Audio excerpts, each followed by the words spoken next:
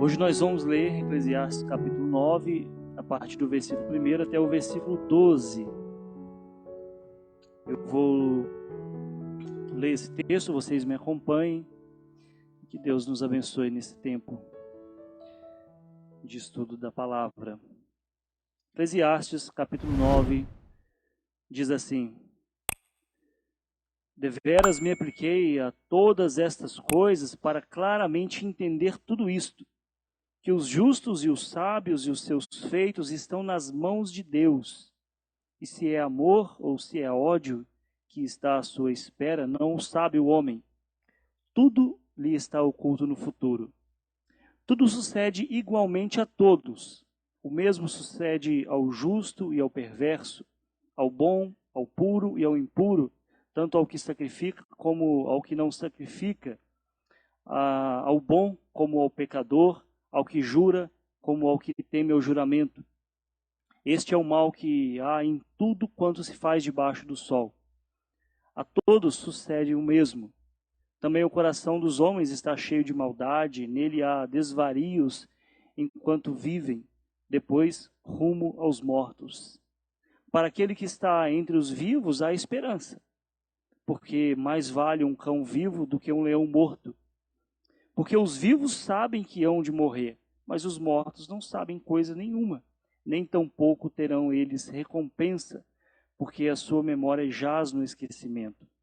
Amor, ódio, inveja, para eles já pereceram. Para sempre não têm eles parte em coisa alguma do que se faz debaixo do sol.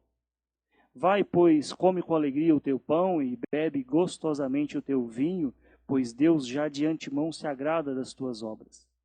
Em todo tempo sejam alvas as tuas vestes, e jamais falte o óleo sobre a tua cabeça. Goza a vida com a mulher que amas todos os dias de tua vida fugaz, os quais Deus te deu debaixo do sol. Porque esta é a tua porção nesta vida, pelo trabalho com que te fadigaste debaixo do sol. Tudo quanto te vier à mão para fazer, faze-o conforme as tuas forças, porque no além, para onde tu vais, não há obra, nem projetos, nem conhecimento, nem sabedoria alguma. Vi ainda debaixo do sol que não é dos ligeiros o prêmio, nem dos valentes a vitória, nem tampouco dos sábios o pão, nem ainda dos prudentes a riqueza, nem dos inteligentes o favor, porque tudo depende do tempo e do acaso. Pois o homem não sabe a sua hora, como os peixes que se apanham com a rede traiçoeira e como os passarinhos que se prendem com o laço, assim se enredam também os filhos dos homens no tempo da calamidade, quando cai de repente sobre eles. Deus nos abençoe na exposição dessa palavra. Em sua busca, então, para descobrir uma vida significativa, o autor de Eclesiastes, o escritor de Eclesiastes, ele exorta os seus leitores que, em vista da certeza da morte, da imprevisibilidade da vida, precisamos saber aproveitar a vida que temos, porque a vida é um dom de Deus. É claro que existem os equivocados que acreditam que aproveitar a vida é viver de qualquer forma. E por causa disso acabam perdendo a alegria de viver, porque se enfiam em coisas atrapalhadas, enfim. Muitas pessoas, meus irmãos, passam pela vida e experimentam pouco ou quase nada de alegria, muitas delas porque vivem pensando nas incertezas do futuro. As pessoas estão muito preocupadas com a economia e por isso deixam de fazer aquele churrasco gostoso, e esquecem também de convidar o pastor. As pessoas estão preocupadas com a saúde, por isso deixam de comer alguma coisa gostosa. Não quer dizer também que você vai jogar tudo por alto, pro alto e viver de forma desregrada. Não é isso. Mas de vez em quando é bom experimentar aquilo que está ao nosso alcance, aquilo que é bom. E essa preocupação exacerbada com o futuro tem dominado as pessoas de tal forma que está virando uma neurose coletiva. né? A ansiedade corrói a alegria, né, que a vida pode nos dar. Né? O medo de viver tem feito com que as pessoas deixem de viver. Ou melhor dizendo, o medo de morrer tem feito com que as pessoas deixem, né, de viver. Né? A ansiedade tem matado a alegria da vida das pessoas, né, com as suas preocupações. E isso é tão verdadeiro hoje quanto também foi nos dias em que Salomão escreveu esse livro. Nosso texto de hoje, então, ele tem como objetivo despertar-nos para a necessidade de desfrutar a vida com alegria. Isso mesmo, a necessidade que nós temos de desfrutar a vida com alegria. Diante da imprevisibilidade das coisas, né, e da realidade da morte, não espere pelo epitáfio, não é? Quem não conhece essa canção, né? Não espere pelo epitáfio. Ah, devia ter feito isso, devia ter feito aquilo. Ou seja, aproveitar a vida é uma forma de glorificar a Deus, meus irmãos. Pense nisso. E pensando então na imprevisibilidade, né, da vida e na inevitabilidade da morte, né, nós vamos considerar aqui 3 aspectos desse texto aqui da seguinte forma. Primeiro, nós vamos ver uma reflexão sobre o fato de que todos nós morreremos. Mas enquanto estamos vivos, temos vantagem sobre os mortos.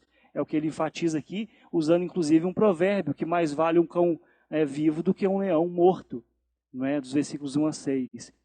Depois, dos versículos 7 a 10, nós vamos ver algumas instruções para aproveitarmos a vida, né? Fazer aquilo que está ao nosso alcance, porque a vida é um dom de Deus. Então, celebre, festeje, né? Chame o pastor para celebrar, né? A Thaís e agora a Olívia, né? Porque celebrar a vida, festejar, é um dom de Deus. E por último, os versículos 11 a 12, retomando agora algumas reflexões, né, que afrontam, né, o nosso orgulho em achar que temos o domínio de todas as coisas em nossas mãos, em achar que o nosso braço é capaz de nos dar vantagem sobre algumas coisas. Então observe como que é interessante. Ele fala, diante da inevitabilidade da morte, né, nós precisamos celebrar a vida. Mas depois ele encerra com uma reflexão de que, olha, tome cuidado para você não pensar que é o seu braço, não é, que te torna capaz, né, a sua força, a sua inteligência, né, as suas posses. Não é bem assim, né, que ele vai, então, trazer algumas reflexões para nós.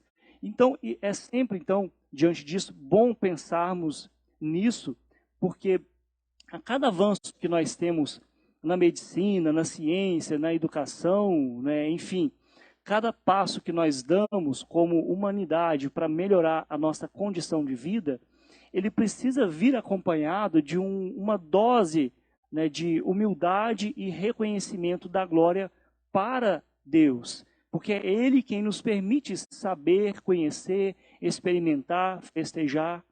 É Deus que nos permite. É Deus que faz as chuvas caírem sobre os bons e os ruins, né, os justos e os injustos. Né? É Ele que aquece com o seu sol todas as pessoas. Então, em nossa primeira rodada aqui de considerações, nós faremos uma reflexão sobre a certeza da morte para que possamos dar valor à vida. Dos versículos 1 a 6, Salomão começa aqui com essa observação sobre a certeza da morte. Lá nos capítulos anteriores, 7 e 8, ele observou que coisas ruins acontecem com pessoas boas e coisas boas também acontecem com pessoas ruins. São mistérios nesse mundo caído, nesse mundo marcado pelo pó da morte. Debaixo do sol essas coisas acontecem. Às vezes tira a paz da gente, mas ele tem falado que essas coisas acontecem.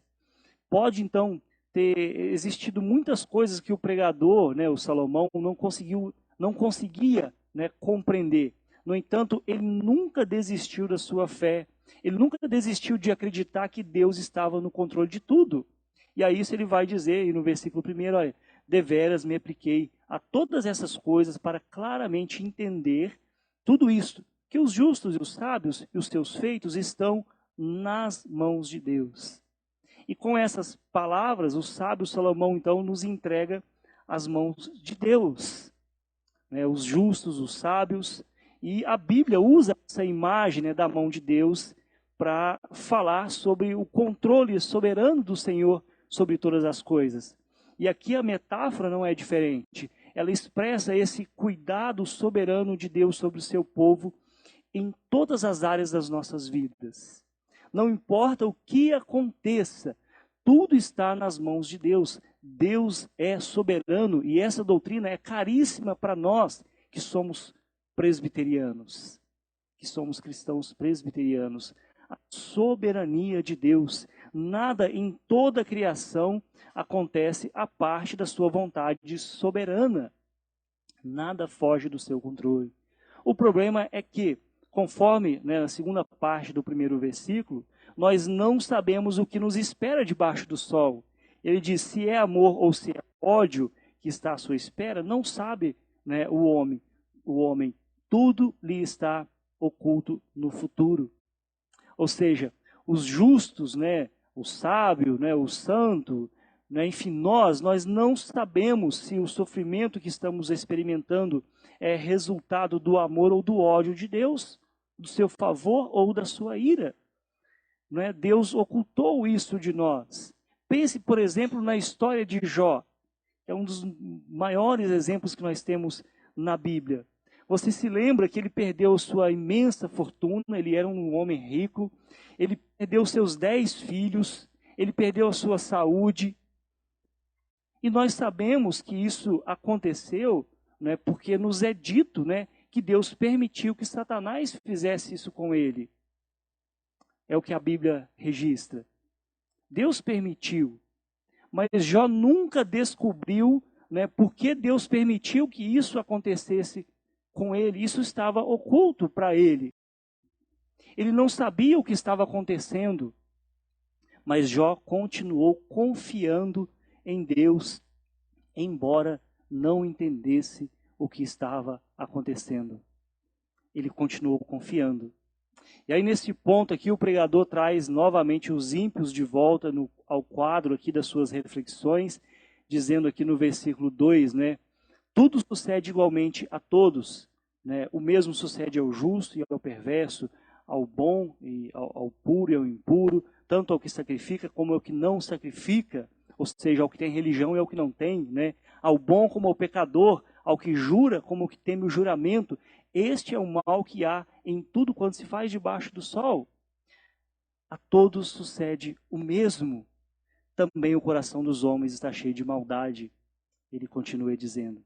Então, qual que é o mal que sucede a todos? Justo e injusto. Qual que é o mal? Duas coisas ele vai dizer aqui. Né? Também o coração do homem está cheio de maldade, né? Nele há desvarios enquanto vivem. Depois, rumo aos mortos. Ou seja, o mesmo evento que acontece, né, com todas as pessoas é a morte, por causa do pecado que afetou toda a humanidade. Por causa do pecado que afetou toda a humanidade, a morte passou a ser uma realidade presente nas nossas vidas. Para Salomão, a morte é algo que alcança e vai alcançar todas as pessoas, seja elas bolsonaristas ou lulistas, não importa. Não é?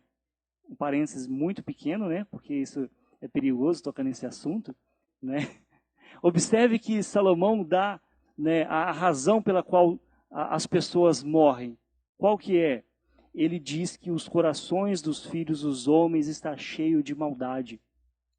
Muito provavelmente ele está se referindo àquilo que aconteceu no Éden, a ordem que Deus deu ao homem lá no jardim do Éden, conforme registrado em Gênesis capítulo 2, versículos 16 e 17, dizendo: E o Senhor Deus lhe deu esta ordem: da árvore do jardim comerás livremente, mas da árvore do conhecimento do bem e do mal não comerás, porque no dia em que dela comeres, certamente morrerás. Adão desobedeceu a Deus e a morte entrou no mundo. E já que todos nós herdamos, né, a natureza pecaminosa de Adão, todos nós também morreremos, porque todos nós pecamos. Ninguém escapa, né, essa realidade, a não ser que Jesus volte, né, hoje à noite. E essa deve ser a nossa maior esperança, muito mais do que qualquer coisa. No entanto, enquanto estamos vivos, temos algumas vantagens. Né? Os versículos 4 a 6, ele vai falar, para aquele que está entre os vivos, há esperança. Há esperança. Porque mais vale um cão vivo do que um leão morto. Isso mesmo, ele está comparando a gente com um cão vivo. Né? Mas é melhor do que um leão morto. Né? E ele vai falar assim, porque os vivos sabem que é onde morrer, mas os mortos não sabem coisa alguma. E aqui eu abro mais um parênteses muito pequeno, porque esse texto escancara aqui, né, o erro da doutrina espírita em achar que os mortos sabem alguma coisa, que eles falam alguma coisa. Não sabem. O texto é muito claro, porque os vivos sabem, mas os mortos não sabem coisa nenhuma, nem tampouco terão eles recompensa, porque sua memória jaz no esquecimento. Então, obviamente, estar vivo é melhor do que estar morto, porque enquanto a pessoa está viva, existe esperança de mudança. A pessoa pode mudar, a pessoa pode melhorar. Não sei quantos de vocês lembram da história de Davi, que quando teve o filho, né, fruto de um adultério com Batseba, o filho ficou gravemente ferido e Davi orou, jejuou, e aí depois que o menino morreu, ele levantou, foi comer e todo mundo, ué, como assim? Quando o menino estava vivo, você estava chorando, agora que o menino morreu, você vai comer, vai... Ele, não, enquanto estava vivo, havia esperança. Depois que morreu, não tem mais. Não é? Portanto, para comparar a vida com a morte, né, o pregador repete aqui esse provérbio, né, muito comum no seu tempo, que contrasta ali um cachorro vivo com um leão morto. O leão é um animal nobre, né, todos nós sabemos. Né?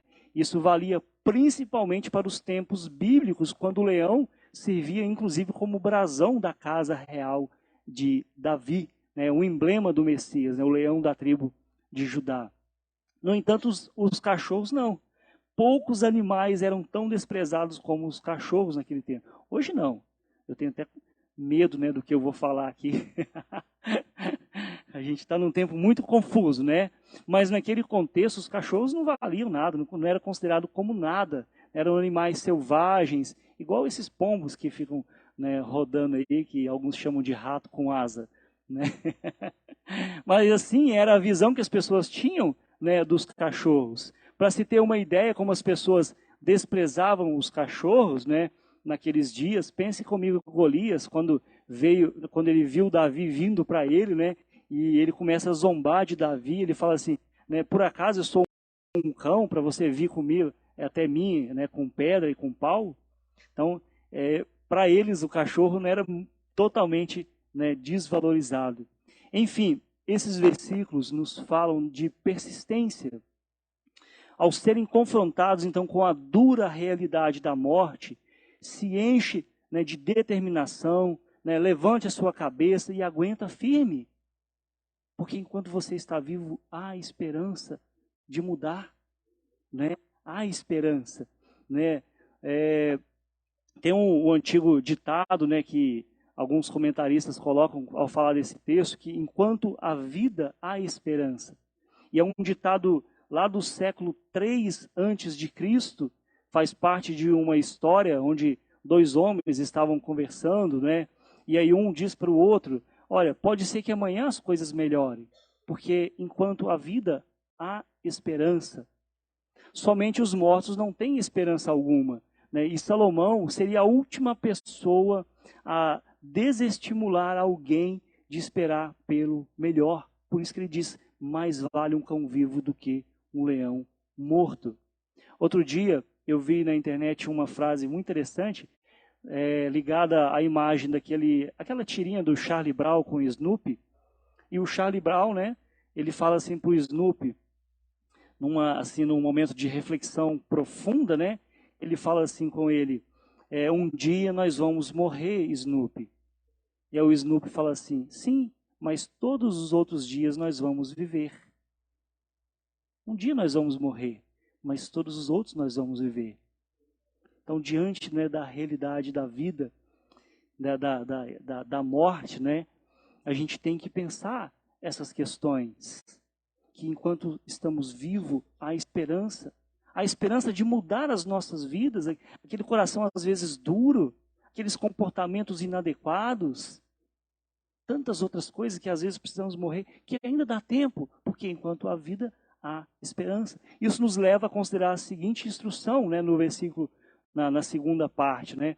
Aproveite então ao máximo a vida, porque nós estamos vivos, né? Então, contra essa obscura observação sobre a morte, Salomão traz aqui um conselho importante para os vivos. Aproveite a vida. A morte é certa para você, tanto como é para qualquer outra pessoa. Ninguém escapa disso. No entanto, a vida é bonita. Enquanto a morte não chegou, aproveite. Não é assim que diz um samba antigo, né? Viver e não ter a vergonha de ser feliz. Cantar a beleza de ser um eterno aprendiz. Eu sei que a vida deveria ser bem melhor e será. Olha que esperança. Mas isso não impede que eu repita. É bonita e é bonita. A vida é bonita porque é um dom de Deus. E aí Salomão vai dizer nos versículos 7 a 10. Vai, pois, come com alegria o teu pão e bebe gostosamente o teu vinho, com moderação, tá bom? Pois Deus já de antemão se agrada das tuas obras. Em todo tempo sejam alvas as tuas vestes e jamais falte o óleo sobre a tua cabeça. Goza a vida com a mulher que amas, todos os dias da tua vida fugaz, os quais Deus te deu debaixo do sol, porque esta é a tua porção nesta vida pelo trabalho com que te fadigaste debaixo do sol. Tudo quanto te vier a mão para fazer, faze conforme as tuas forças. Porque no além para onde tu vais, não há obra, nem projeto, nem conhecimento, nem sabedoria alguma. Então o sábio Salomão nos dá aqui vários conselhos para enfatizar o seu ponto de vista de que precisamos, de que devemos aproveitar a vida. O primeiro conselho dele, é vá. Ou seja, é um alerta. Não há tempo a perder. Pare de reclamar, tira essa cara fechada, não é? Pare de se preocupar, pare de pensar nos seus problemas, pare de ficar ansioso, vá viver a vida. Né? Em seguida, ele especifica como nós podemos aproveitar a vida nas coisas básicas. Porque aproveitar a vida, meus irmãos, não quer dizer ir para a Disney. Aproveitar nas coisas básicas. É claro, se tiver oportunidade, vá. E se tiver oportunidade de pagar para o pastor, também pague. O pastor hoje está pidão. Né? Vá viver a vida. Né? Aproveitar as coisas básicas. Muitas pessoas, meus irmãos, infelizmente, acreditam que ser santo é se abster das coisas boas que Deus faz para nós. E por causa disso vivem vidas amargas. Vivem vidas tristes. Porque não, eu quero ser santo, então eu não vou comer aquilo, eu não vou beber aquilo, eu não vou fazer aquilo outro. Não é isso. Na verdade, é saber usar as coisas boas da vida sem que essas coisas boas nos dominem. Lembre-se daquilo que Paulo disse lá, né, em 1 Coríntios capítulo 6, versículo 12, todas as coisas me são lícitas, mas nem todas convêm. Todas as coisas me são lícitas, mas eu não me deixarei dominar por nenhuma delas. Eu não me deixarei dominar por nenhuma delas. Comida, pensa uma coisa boa. Comida, mas a gente não pode se deixar dominar. Bebida, como é bom, um vinho gostoso, um suco de laranja, mas você não pode se deixar dominar por isso. E N coisas que nós podemos elencar aqui. E observe as coisas que Salomão vai colocar aqui. Né? Em primeiro lugar, come com alegria o teu pão e bebe gostosamente o teu vinho. Ou seja, come o seu pão, né? Se for cuca ou pão de queijo, não tem problema. Faça um churrasco, né? Nem que seja com um coraçãozinho. Beba um vinho, nem que seja o Campo Largo. Mas com moderação, não se deixe dominar por isso. Campo Largo é ruim? Não sei. Eu quis usar mas enfim. Né? Depois ele vai dizer, no versículo 9, goza a vida com a mulher que amas. Alegre-se em seu casamento, né? Desfrute ambos a bênção do matrimônio. Meus irmãos, tem coisa que fora do casamento é pecado. Todos nós sabemos disso, mas tem coisas no casamento que é uma bênção. Então aproveite, dá glória a Deus por isso, porque isso é bênção de Deus. Depois ele continua, né, no versículo 10, tudo quanto te vier à mão para fazer, faze-o conforme as tuas forças. Quando vierem as oportunidades, e elas virão, né, dentro da sua possibilidade, não deixe passar, meus irmãos, não deixe passar. Minha avó sempre dizia que o cavalo arriado, ele passa na porta da gente uma vez só. Então esteja preparado para montar nele. Cavalo arriado, não sei se vocês conhecem, né? É o cavalo preparado, selado, né? Preparado para montar. Ele passa na sua porta. Esteja preparado, é a oportunidade que Deus nos dá. Não é? Mas como devem ser aproveitadas as coisas? A resposta está no versículo 8. Em todo tempo sejam alvas as tuas vestes e jamais falte o óleo sobre a tua cabeça.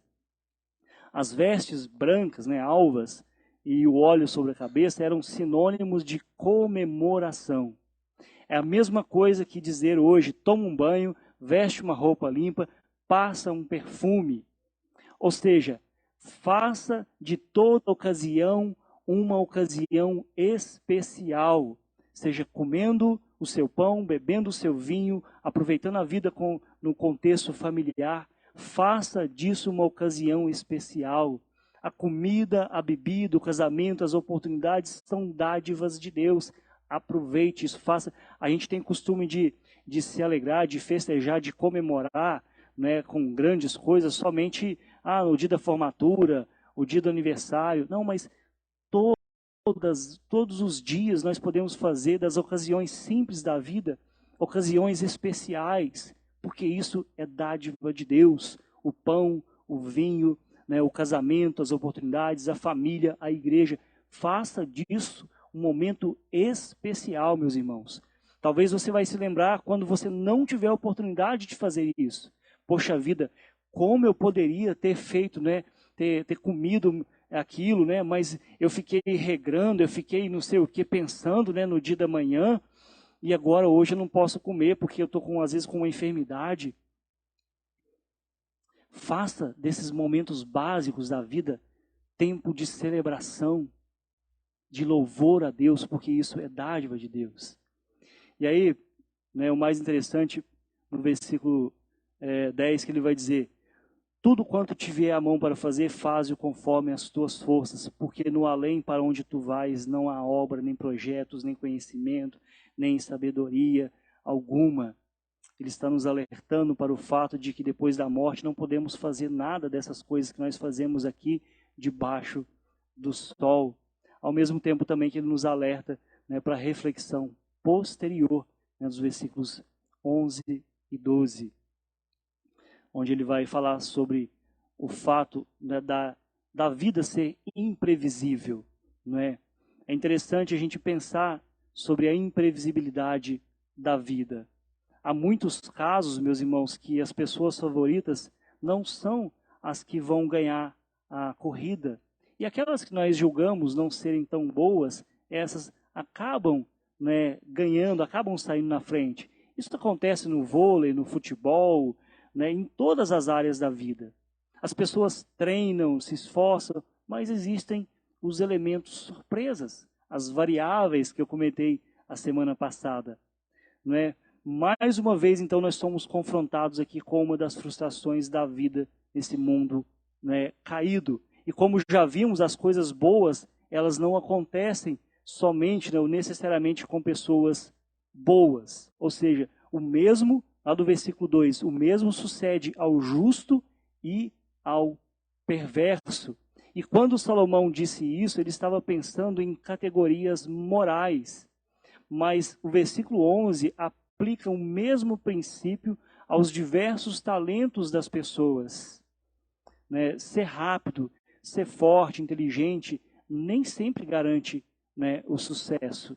É o que ele vai dizer, né? Vi ainda debaixo do sol que não é dos ligeiros o prêmio, nem dos valentes a vitória, nem tampouco dos sábios o pão, nem ainda dos prudentes a riqueza, nem dos inteligentes o favor, porém tudo depende, né, do tempo e do acaso.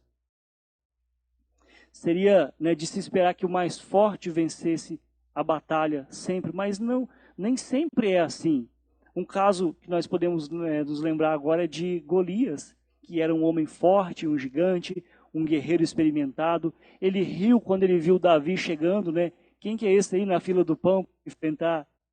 Né? Ele riu, ele zombou. Davi chegou ali com umas pedrinhas, um estilingue, né, uma funda. No entanto, a vitória veio daquele que não, né, ninguém esperava dele. Isso porque a batalha nem sempre é dos fortes, porque a vida é imprevisível. Não são os fortes, os mais inteligentes, né, os mais sábios, mas Deus escolheu as coisas loucas desse mundo para confundir a nossa lógica, nosso orgulho, a nossa vaidade. O mundo, por exemplo, na vinda de Jesus, eles esperavam um guerreiro poderoso montado ali no cavalo branco, né, que declarasse ali independência ou morte. Eles esperavam um leão, e aí João Batista apresenta o Cordeiro de Deus. Mas o Cordeiro de Deus que tira o pecado do mundo e que nos dá esperança para viver debaixo do sol, no meio das imprevisibilidades da vida, viver com segurança de que, mesmo sendo acometidos pela morte, que é uma realidade, não temeremos mal algum, porque Deus está conosco. Não é o que diz o Salmo 23? Ainda que eu passe pelo vale da sombra da morte, não temerei mal algum. Por quê? Não é porque eu sou forte, não é porque eu sou sábio, é porque Deus está conosco. A presença de Deus é o que nos capacita a passar por esses momentos de tribulação que nós passamos na vida. Sim, eu sei que a morte vem para todos, mas isso não me assusta, porque a morte não tem a palavra final. A morte também, que é certa para todos, se surpreendeu quando não pôde conter o nosso Senhor Jesus. Não, a morte vai vencer. Não, ela também não pôde conter o nosso Senhor Jesus, que ao terceiro dia ressuscitou com poder e glória. Enfim, a vida é imprevisível. Né? Seus infortúnios são inevitáveis e muitas vezes não tem como escapar deles. Como então devemos viver, né, com a incerteza que provém, né, do conhecimento de que algo ruim pode acontecer a qualquer momento? A essa altura, algumas pessoas naturalmente, né, estão tentadas a desistir de tudo, a jogar tudo para o alto, já que não adianta ser forte, não adianta treinar para correr mais, não adianta ser inteligente, né, já que tudo depende do acaso, eu não vou fazer mais nada. Muitas pessoas são levadas para esse lado.